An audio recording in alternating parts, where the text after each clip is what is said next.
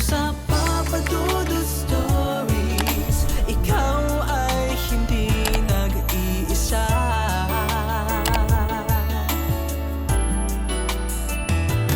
Dito sa Papa Dudut Stories, may nagmamahal sa'yo. Papa Dudut Stories, Papa Dudut Papa Dudut.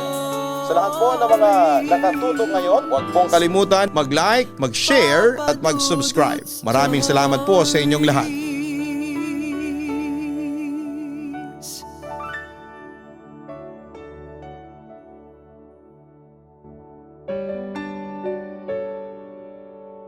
Dear Papa Dudut, tawagin niyo na lamang po ako sa pangalang Ian. Bunso ako sa magkakapatid.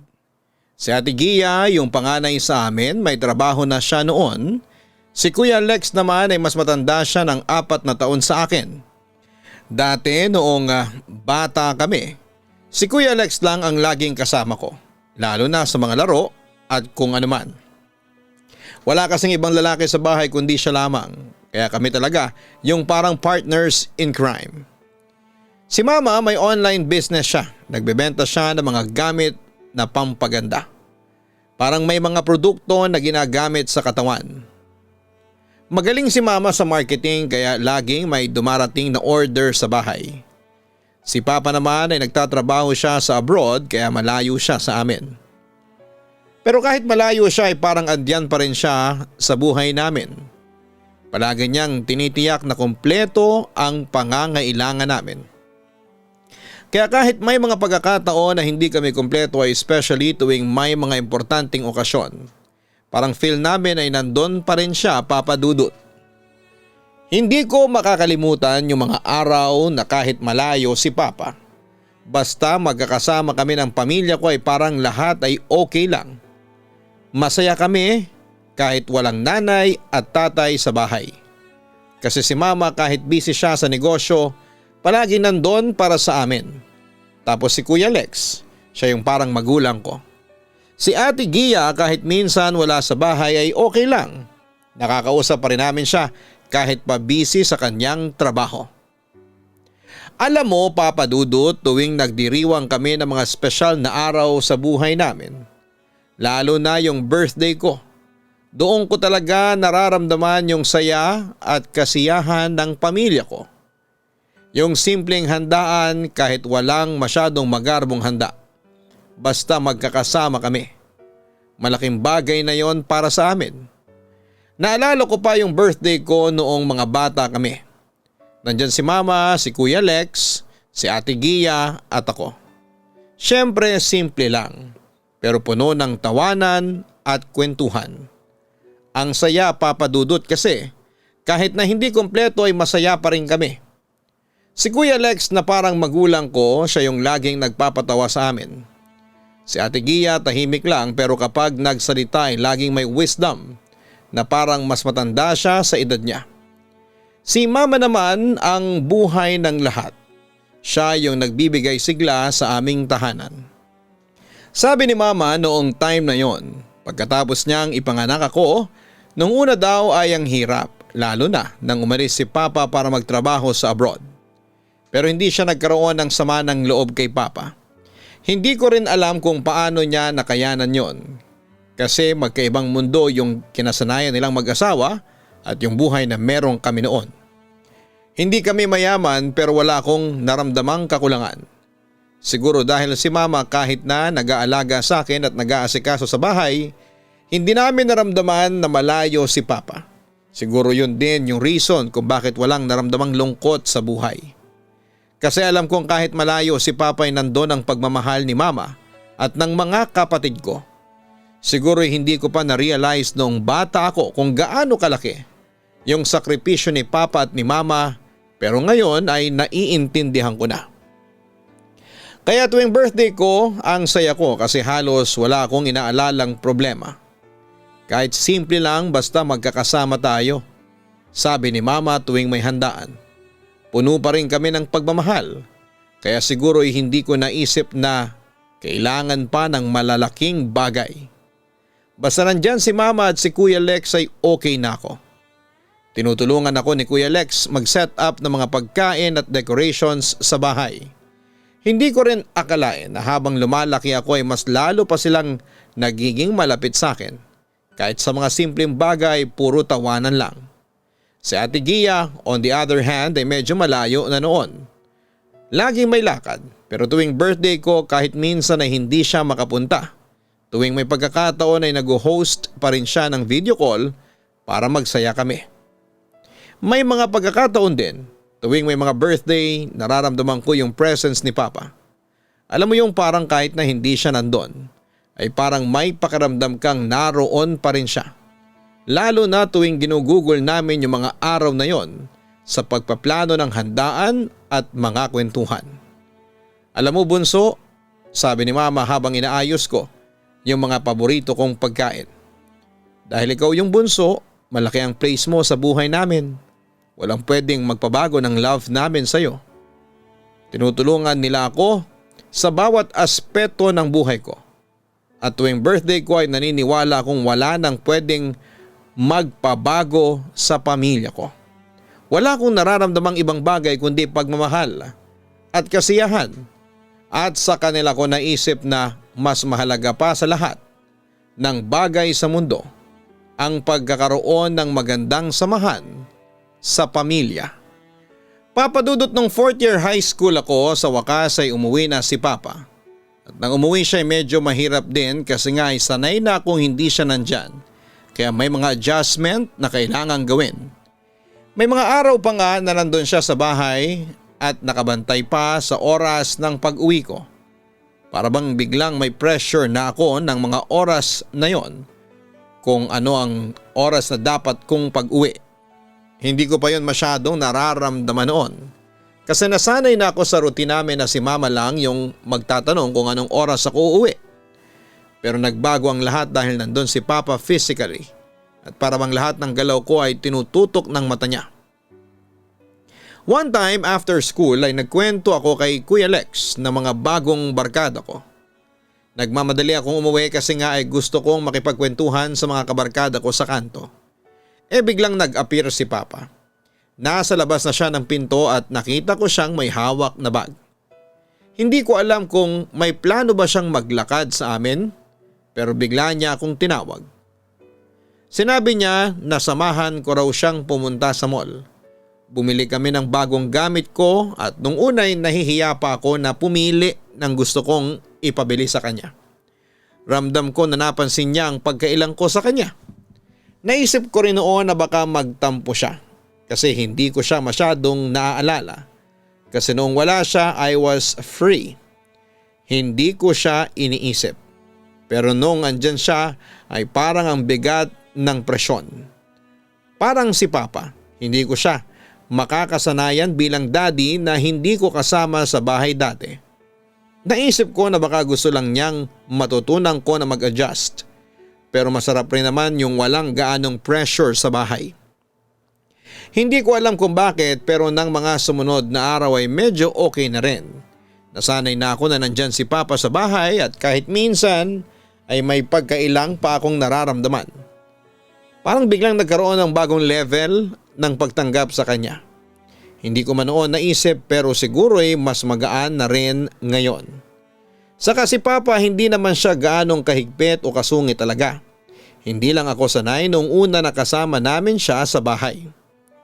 Mga ilang buwan lang ang lumipas at nagulat ako nang magbago ang lahat. Lumipat kasi kami ng bahay, Papa Dudut. Hindi na kami nagre-rent, sabi ni Papa ay nakabili raw siya ng bahay sa Bulacan. Sobrang saya ko noon kasi ang bahay na titirhan namin noon, inuupahan lang namin. Puno ng mga alaala pero may mga bagay din na gusto mo ring kalimutan. Kaya nung sinabi ni Papa na sa wakas ay may bahay na talaga kami, hindi ko maipaliwanag yung saya ko, Papa Dudut. Pati si Mama ay sobrang excited. Sumakay kami sa isang malaking truck kasama ang mga magulang ko, mga kapatid at lahat ng gamit namin. Habang binabaybay namin ang daan halos 3 oras kaming nagbiyahe papunta sa Bulacan. Hindi ko malilimutan yung araw na yon. Pakiramdam ko parang isang bagong simula. Puno ng mga pangarap at kahit sobrang init sa loob ng truck, wala akong pake. Basta nakatingin ako sa labas at iniisip ko lamang na eto na, bagong araw para sa pamilya namin. Noong dumating kami sa 2-story house, nalilipatan namin, ang una kong napansin, yung laki talaga ng bagong bahay namin. 2 palapag at hindi hamak na mas malaki kesa sa mga bahay na tinirhan namin dati. Nung makita ko yung kwarto ko sobra akong natuwa. May sarili na pala akong kwarto samantalang dati share lamang kami ni Kuya Lex. Hindi ko na kailangan maghati sa kapatid ko. Bagong kwarto, bagong buhay, parang hindi ko na ma-explain yung saya ko.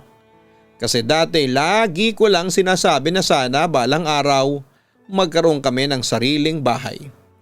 Pumunta ako sa kwarto ko at hindi ko maiwasang mapangiti. Hindi ko pa nga yata matanggap kasi parang isang panaginip lang ang lahat. Pero may isang bagay akong napansin sa bahay na yon na hindi ko maiwasang magtaka. Yung pinakapinto, Papa Dudut, ay kulay pula yon at hindi namin alam kung bakit. Hindi ko naman yon gaanong iniisip noong una pero nang dumating kami sa bahay at nakita ko yung pinto, tumigil akong sandali. Medyo nakakatakot yung itsura ng pinto at parang may something na kakaiba sa kanya.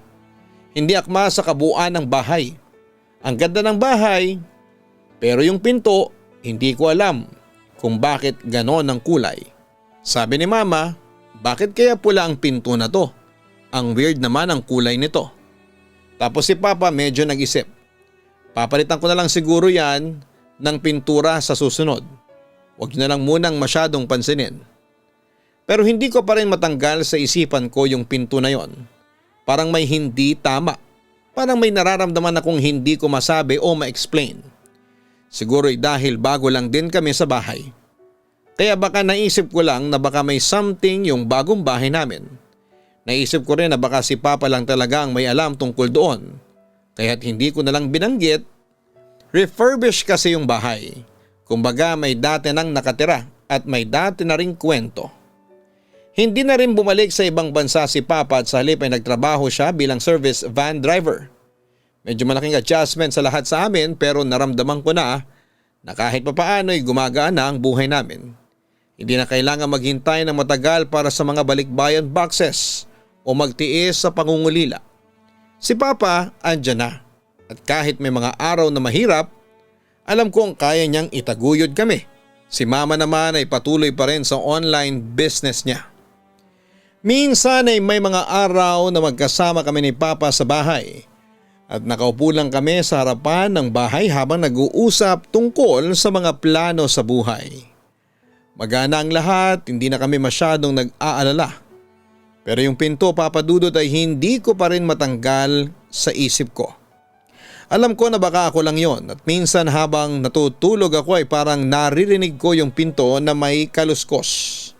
May parang humihingal o may dumadaan sa labas ng kwarto ko.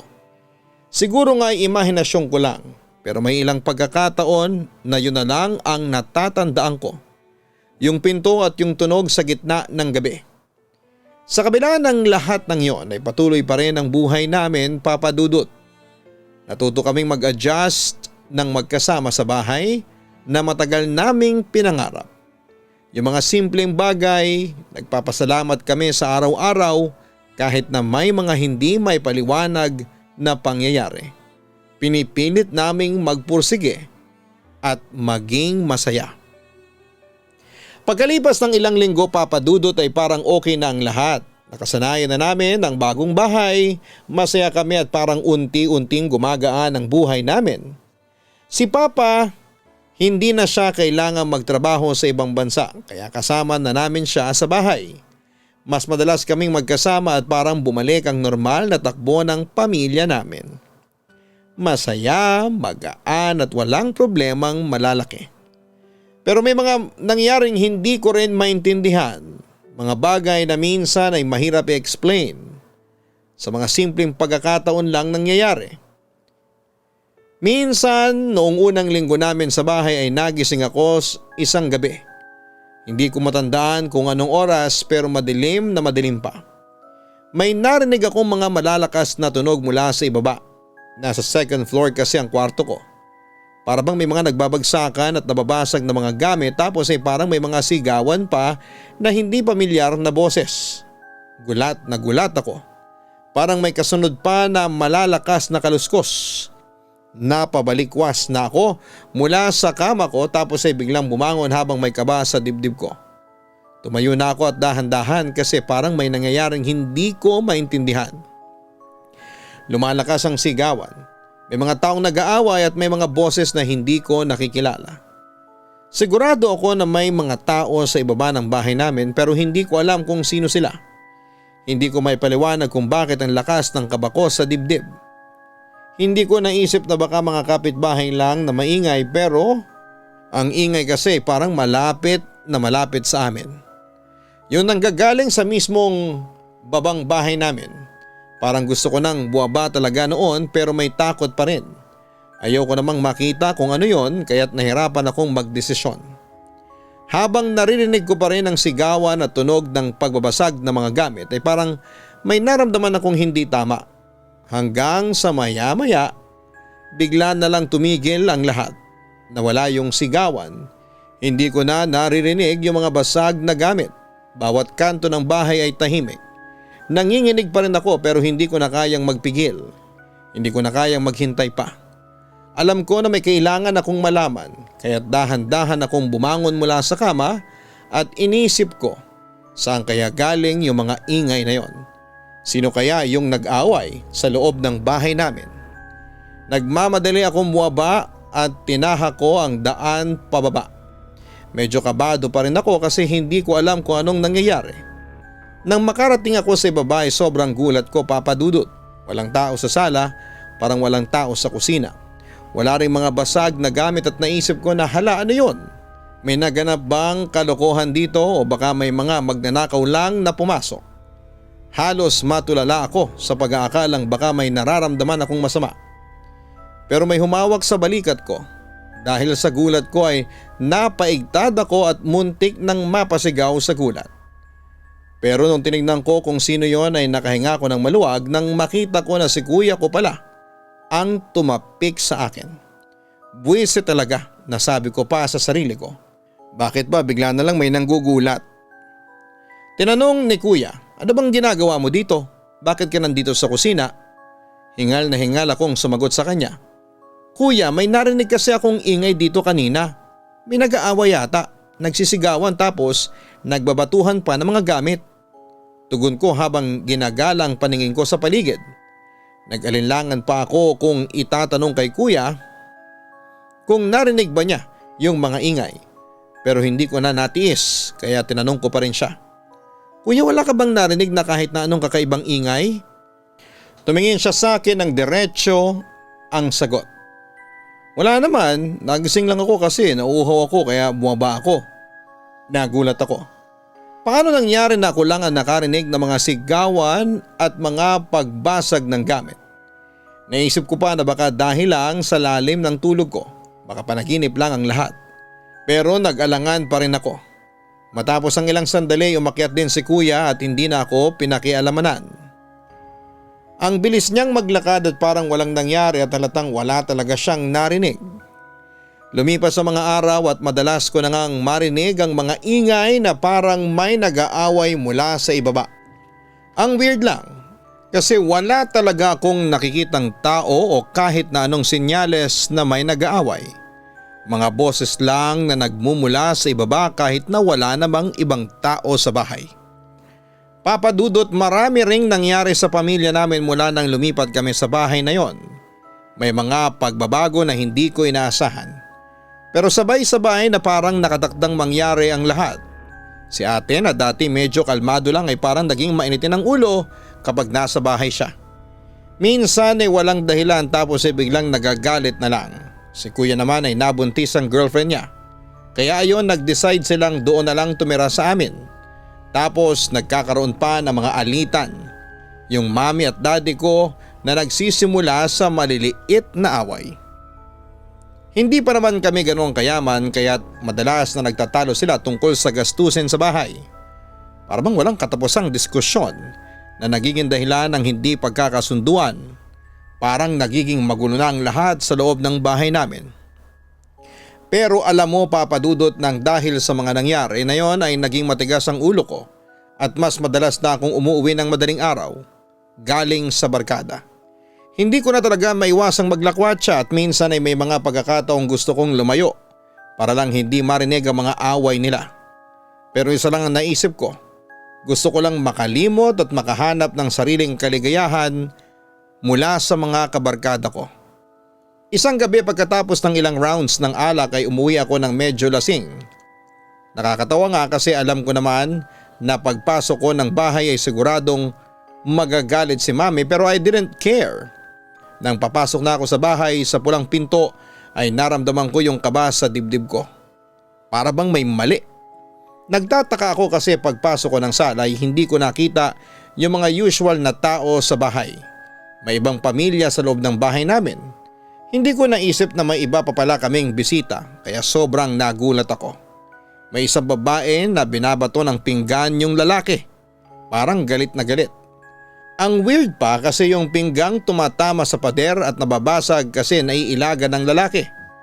Nakita ko pa yung dalawang bata na umiiyak sa hagdanan habang nakatingin sa dalawang tao na parang mga magulang nito. Hindi ko talaga maintindihan kung anong nangyayari, pero hindi ko na kayang magpigil kaya't nilapitan ko pa ang mga nangyayari. Habang tinitingnan ko yung babae at lalaki na parang hindi ako nakikita, sobrang gulat ko sa mga sumunod na mga nangyari. Nakita ko yung lalaking lumapit siya sa babae at bigla siyang sinabunutan. Sinigawan niya ito. Minura bago sinaksak niya sa leeg ang babae. Napanganga na lamang ako sa takot. Pero hindi pa doon natapos ang nangyari. Kasi nakita ko rin yung lalaki at nilapitan pa yung dalawang batang umiiyak at sinaksak din niya yung dalawang walang muwang na bata. Ang sakit sa mata at sa puso ng mga nakikita ko na yon. Parang pinipiga ang puso ko sa kirot. Hindi ko na alam kung anong dapat kong gawin at parang may sumabog na kaba sa dibdib ko. At ang pinaka nakakatakot sa lahat ay may narinig pa akong bigla na lang tumatawa. Bigla akong napalingon sa kung saan nanggagaling ang mga tawa na yon. Hindi ko alam kung anong nangyari sa katawan ko. Pero nakita ko yung lalaki na may mahabang sungay at pula ang balat. Hindi ko na kayang mag-isip ng matino pero naririnig ko pa rin yung mga sigaw ng lalaki at papatayin ko kayong lahat. Kayong lahat ng pamilya mo. Napaupo na lamang ako sa sahig at halos maiyak ako sa sobrang takot. Gusto ko na lang tumakbo pero hindi ko magawa dahil nanigas ang mga binti ko. Nanginginig ang katawan ko at parang ang bigat ng pakiramdam ko. Hanggang sa biglang naramdaman ko na may sumasampal sa aking pisngi. Nang muling magbukas ang mga mata ko ay nakita ko na lamang si Mami sa harapan ko. Napansin niya siguro na para akong natulala o nagulat kaya't nagtaka siya at tinanong ako. Ano nangyayari sa'yo? Bakit ka sumisigaw? Halos panawan ako ng ulirat pero pilit na pinatatagang sarili ko. At iniisip na baka lahat ng nakita ko ay panaginip lang, Papa Dudut. Pero sa isipan ko ay paano kung hindi? Wala akong lakas para magpaliwanag sa kanila at hindi ko kayang sabihin kung anong nangyari o mga nakita ko. Baka isipin nilang baliw na ako. Umiling lamang ako at tinulungan nila ako na makatayo. Sabi ko sa sarili ko ay baka hindi naman sila maniwala sa akin, kaya hindi ko na lamang sasabihin kung ano ang mga nakita ko. Sa mga sumunod na araw ay hindi ko pa rin matanggal sa utak ko yung iyak na mga bata, sigawan ng mag-asawa at yung pagtawa ng demonyo.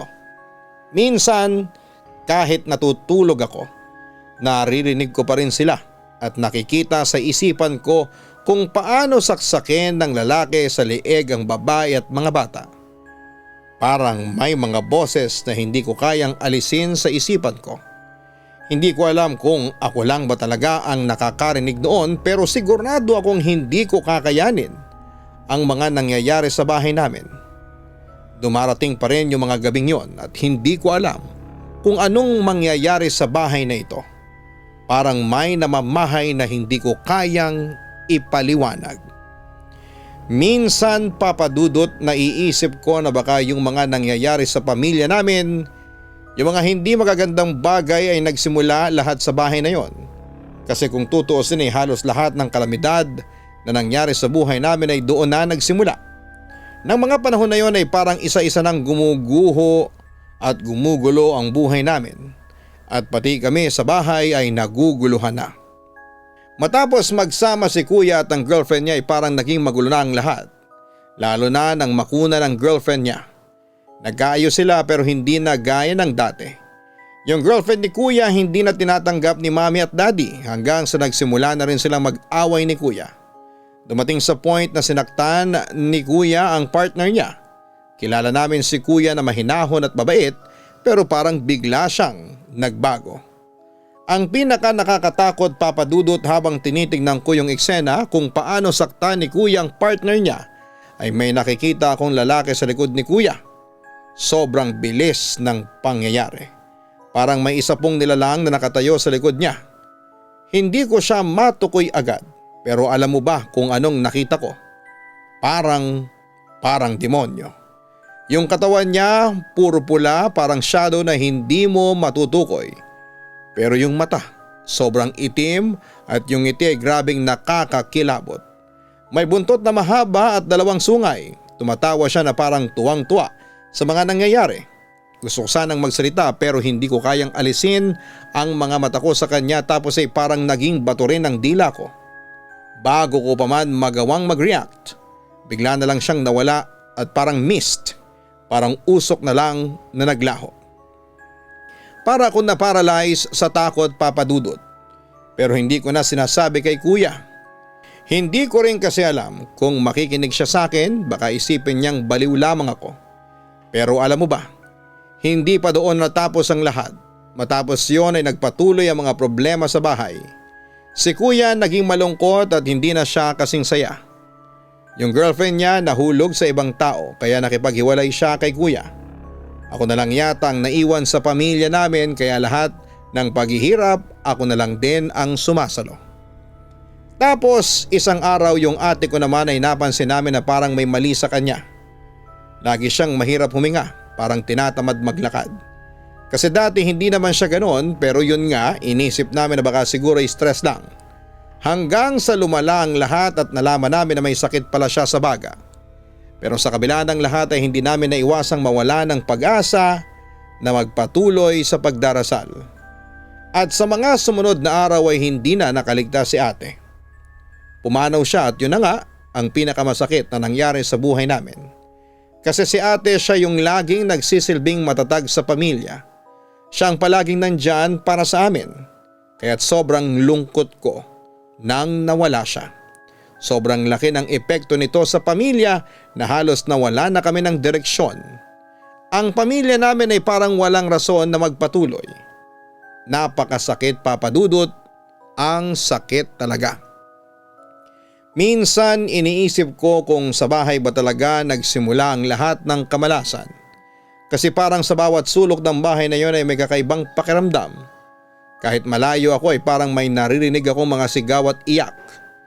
Iyak ni ate, iyak ng mga bata at sigawan ng mag-asawa. Lahat ng nangyayari sa amin ay parang may koneksyon sa bahay na yon. Parang may umaabot na mga kamay na hindi ko nakikita.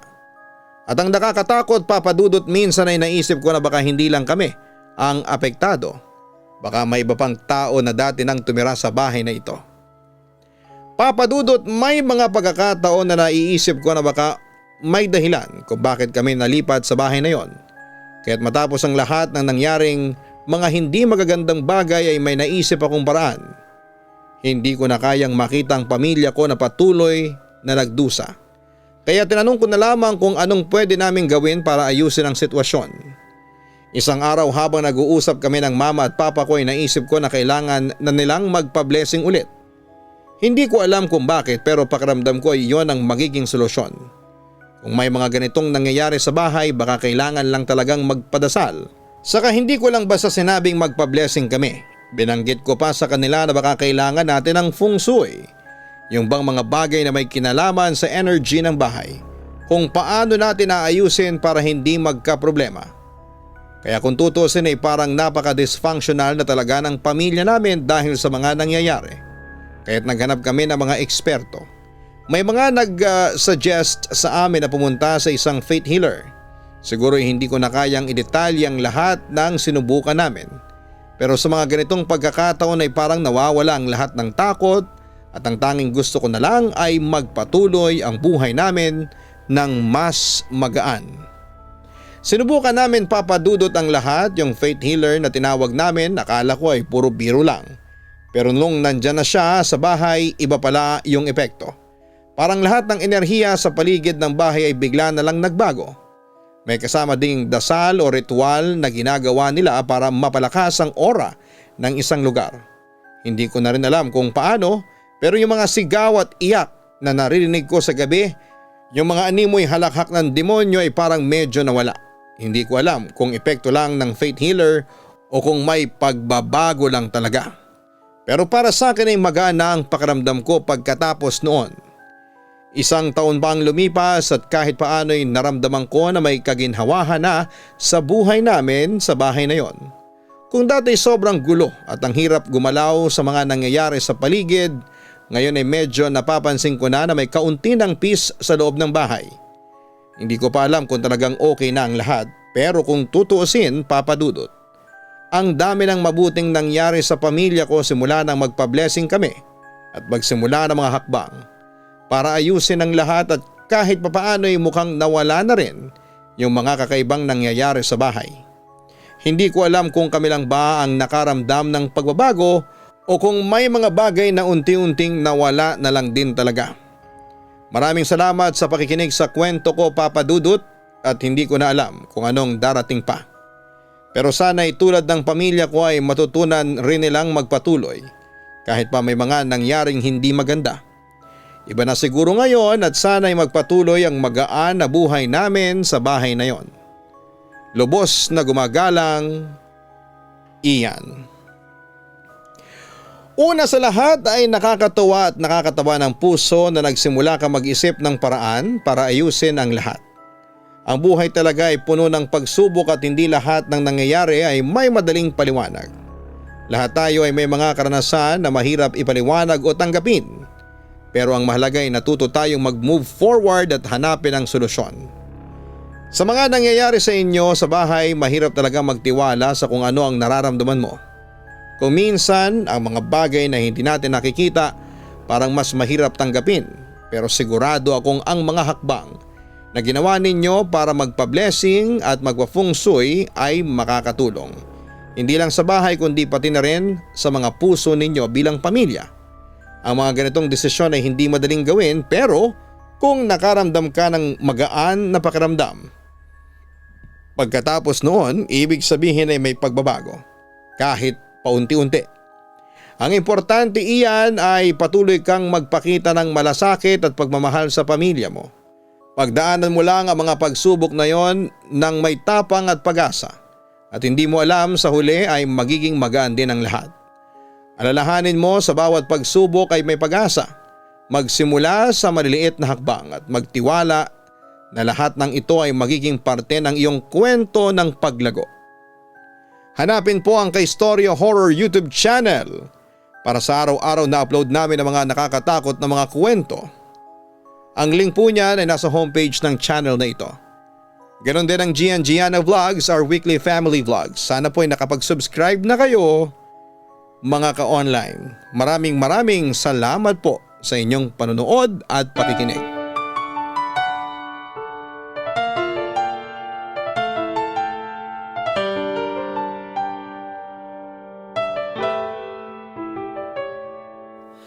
Ang buhay ay mahiwaga,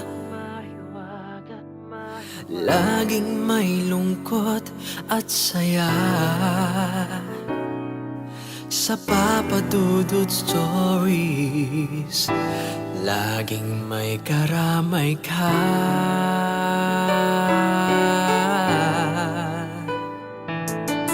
Mga problemang kay bigat, ito ay pakikinggan ka sa Papa Dudut Stories. Kami ay iyong kasama dito sa Papa Dudut Stories. Ikaw ay hindi nag-iisa.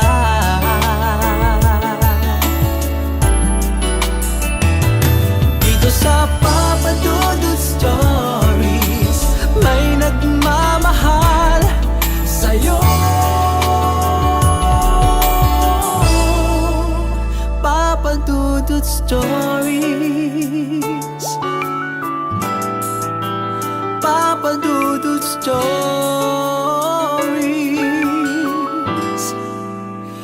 Papa Dudut Stories.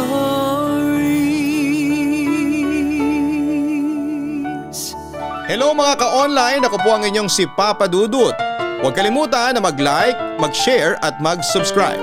Pindutin ang notification bell para mas maraming video ang mapanood ninyo. Maraming salamat po sa inyong walang sawang pagtitiwala.